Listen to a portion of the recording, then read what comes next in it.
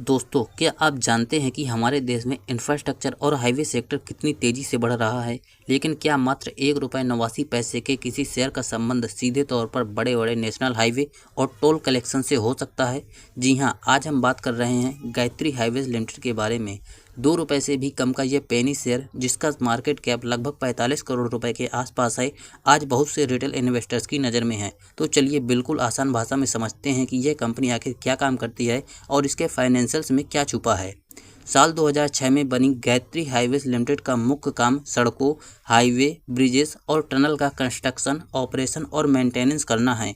यह कंपनी भारत सरकार और राज्य सरकारों के साथ मिलकर टोल और एन्युटी बेसिस पर काम करती है।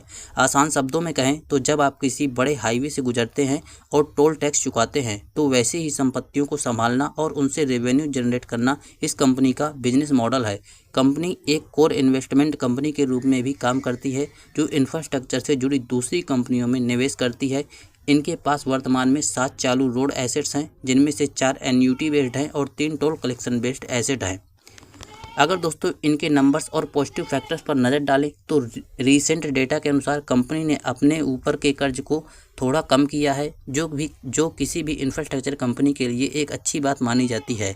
इसके साथ ही कंपनी का रिटर्न ऑन कैपिटल एम्प्लॉयड यानी ROCE करीब 67% के आसपास दिखाई दे रहा है, जो पेनी स्टॉक के लिहाज से काफ़ी आकर्षक लगता है। इसके सालाना रेवेन्यू में भी पिछले कुछ समय में काफ़ी अच्छी ग्रोथ देखने के लिए मिली है, जिससे लगता है कि कंपनी अपने ऑपरेशंस को बनाए रखने की कोशिश कर रही है।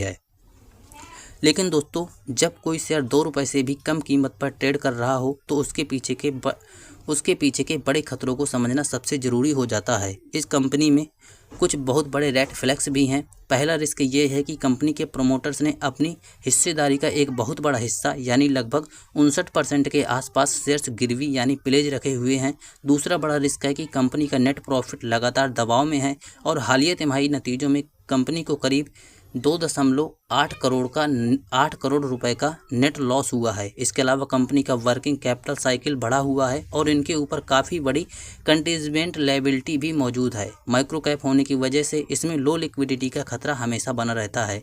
तो दोस्तों, फाइनली वर्डिक्ट क्या है? गायत्री हाईवेज लिमिटेड का बिजनेस मॉडल सीधे तौर पर भारत के रोड और हाईवे डेवलपमेंट से जुड़ा हुआ है, लेकिन प्रोमोटर्स के गिरवी शेयर और लगातार हो रही तिमाही नुकसान इसे एक बेहद रिस्की और स्पेकुलेटिव पेनी स्टॉक बनाते हैं। ऐसे शेयर्स में उतना ही पैसा लगाने के बारे में सोचना चाहिए जो पूरी तरह डूब भी जाए तो आपको कोई फर्क ना पड़े।